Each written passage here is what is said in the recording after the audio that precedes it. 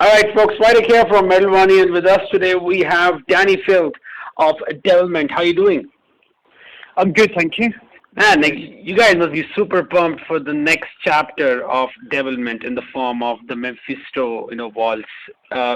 Been few years since you guys released your last album. How's the vibe with the camp with the next chapter? It's great. We've just spent 4.5 months on and off in the studio, finishing the album, recording and actually sort of developing some of the songs as we went. So yeah, it's gone very well. Everybody's super stoked. Indeed. How it's going. A lot of people didn't think we'd actually make it to a second album. I think once you get to a second album, or put a second album out, people start realising that it's not a side project anymore. Yeah, it's a professional entity rather than just a side project. True. From Cradle of Filth.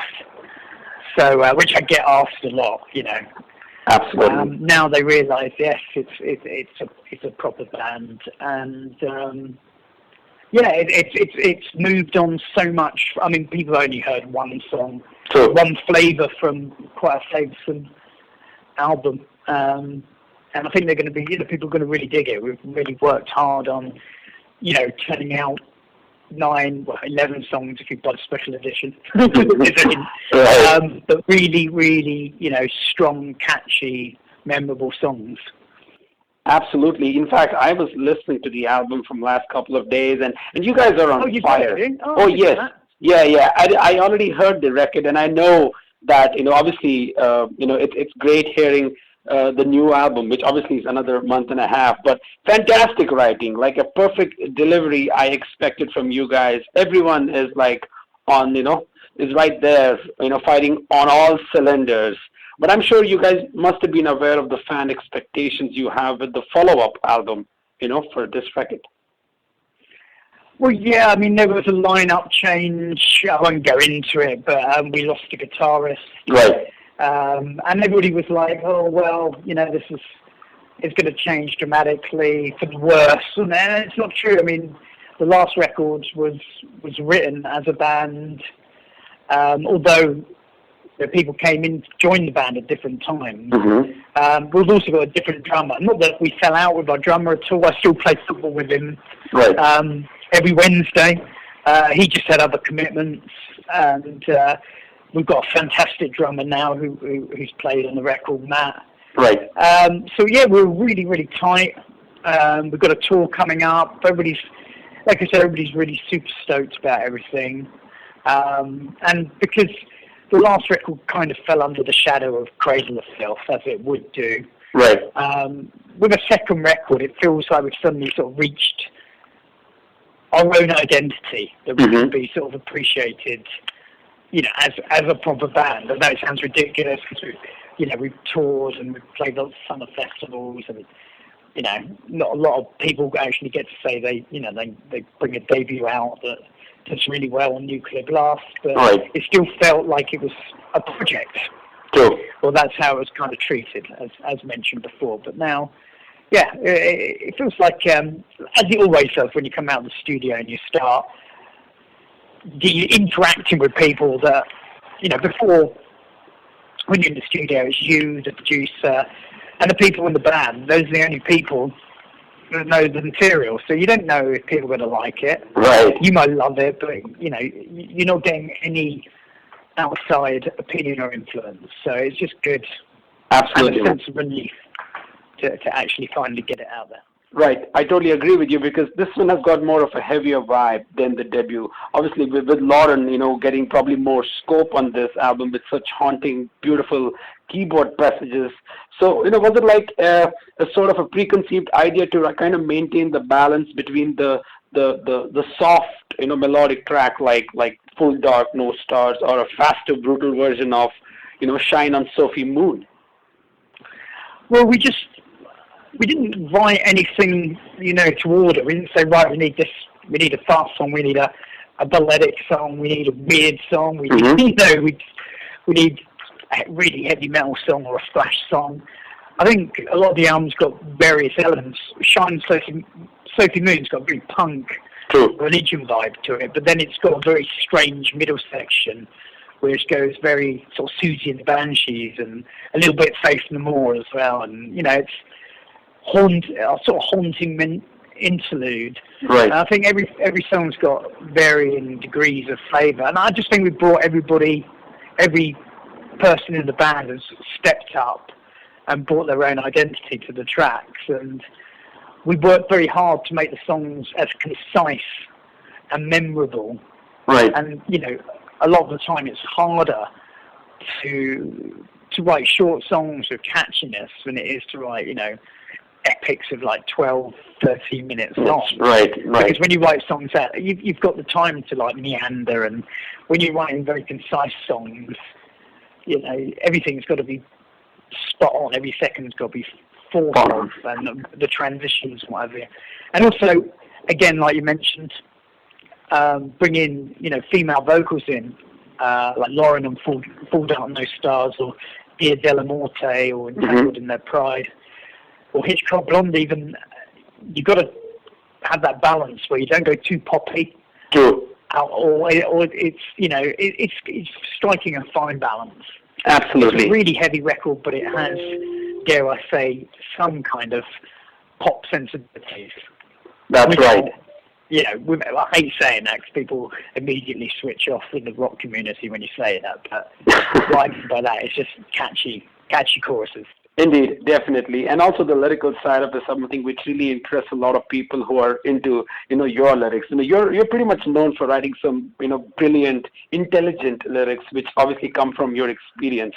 So with this record, is it again that people are going to compare the lyrical side of you when it comes to the filth, or it's just a totally different side of it? It's a different side. It's a little bit more abstract, a little bit more modern in context. For example, the new Cradle of Filth album, which we're writing at the moment, is very Victorian gothic horror. And songs are sort of 7 or 8 minutes, really intricate, bit proggy, fast. This is, like I say, more concise, heavy, to the point, and the lyricism is that, but it still has that. It still has themes of retribution and deep emotive scarring, and Shine on Sophie Moon's about this sort of psychotic stalker. Hitchcock Blonde is obviously about Alfred Hitchcock's infatuation with his leading ladies, and has that again sort of psycho-ish vibe to it. There's obviously it's macabre, fantastical, phantasmagorical. Not a million miles away from Cradle of Filth, but different. It's like comparing, the works of Byron to the works of Sylvia Plath in that sort of respect, or very dull. Right. Modern, more concise, a little bit more wacky. Yeah, so it must have been a lot of work to get those things, and it's a very different side of you, obviously, with Cradle being more on the brutality section of Dani Filth, but here you're kind of getting a little melodic and also bringing the aggressiveness.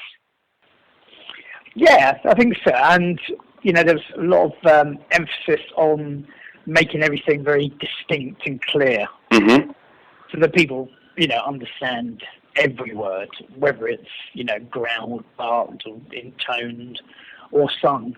But I think also there's some good moments where there's some good interaction between Laura and myself. Right, there are. Like Dia Della Morte or Entangled in Their Pride, or Under the Thunder even. Songs that have this very big choral vibe to them. True. Absolutely. Totally agree with that. And you guys finished touring, obviously, with Cradle of Filth. You went to Europe, you went to States, came back, and I think you had a writing session somewhere in Austria, something a couple of weeks ago. And then, all of a sudden... Yeah, in Czech Republic. Czech Republic, right. Yeah, so then, all of a sudden, Devilment news came. So there is no rest for the wicked when it comes to Dani Filth.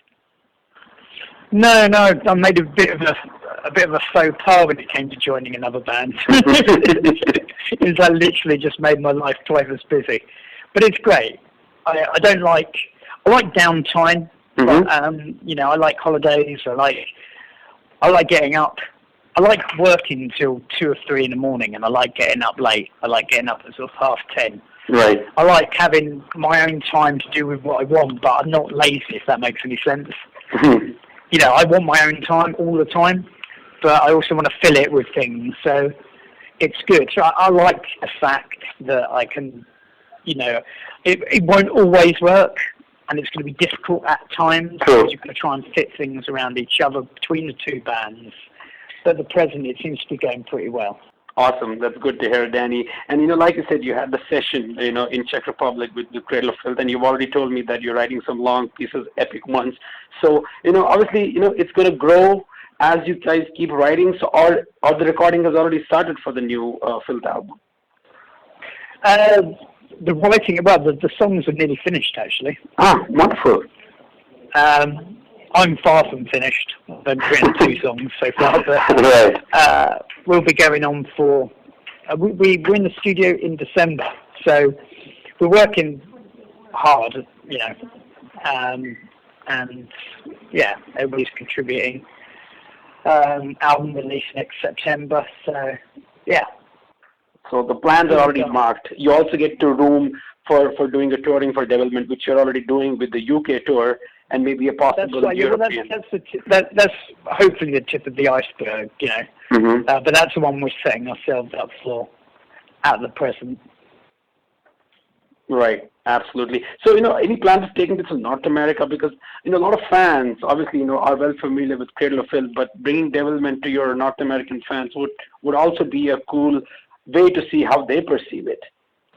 Yeah, it'd be great. Yeah, I mean, it was hard to gauge on the first album, the response, because again, like I say, a lot of people were very pessimistic in the fact that they thought, well, it's not going to last, it's a project, it's going to be a 1 album thing. Yeah. And now they see a second album. Yeah, we're getting such a good response just from the one song on one lyric video. Cool. I mean, Hitchcock Blonde is going to be the next track. Which we filmed the video in a haunted hotel over 3 days. That was brilliant. It was really, really creepy. The video is going to be amazing. And then just before the album comes out, Full Dark, No Stars, possibly another lyric video for that, sort of half lyric video, half animation. So by then, hopefully people would have got a good idea, example of what to expect, and hopefully, people will like it. People, get into the fact that, like I say, this is a second album for a band that they probably thought wouldn't continue for very long. True. Good to hear that, Dani. So, if you had to kind of sum up the album in a sentence, what would you say? It'd be a long sentence. No problem.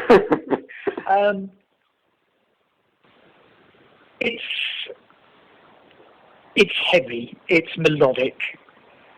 It does what it says on the tin. Actually, the album is called Devilment 2: The Mephisto Waltzes, and these tracks are like songs taken from a grimoire. They're sort of full of murder, magic, and mystery. Right. There's quite sexual.